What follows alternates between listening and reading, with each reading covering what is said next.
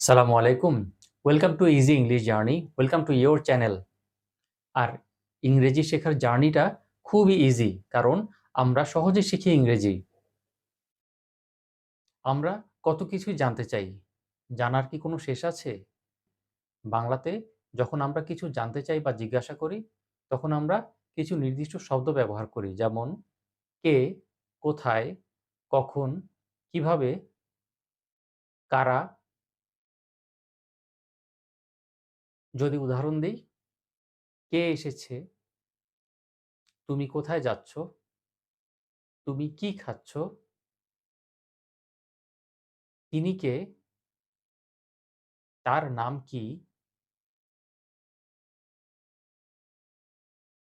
একইভাবে ইংরেজিতে যখন আমরা কোনো কিছু জানতে চাই, তখনও কিন্তু আমরা নির্দিষ্ট কিছু ওয়ার্ডস ইউজ করে কোয়েশ্চেনস করি। যেমন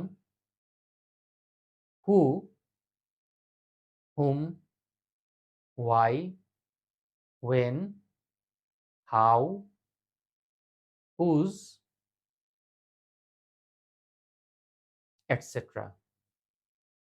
বাক্যে যদি আমরা উদাহরণ দেখি, হোয়াট ইজ ইয়োর নেম, তোমার নাম কি, ওয়ের আর ইউ গোয়িং, তুমি কোথায় যাচ্ছ, হোয়াট আর ইউ ডুইং, তুমি কি করছো, হোয়াট আর ইউ ইটিং, তুমি কি খাচ্ছ, হোয়াট ইজ ইয়োর নেম, তোমার নাম কি।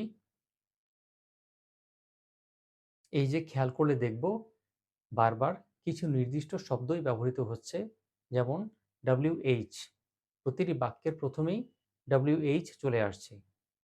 আর এই শব্দগুলোকেই বলা হচ্ছে WH ওয়ার্ডস বা কোশ্চেন ওয়ার্ডস। আশা করি আমরা সবাই WH ওয়ার্ডস বুঝতে পেরেছি। Thanks for watching. Stay connected, stay subscribed. সালামু আলাইকুম।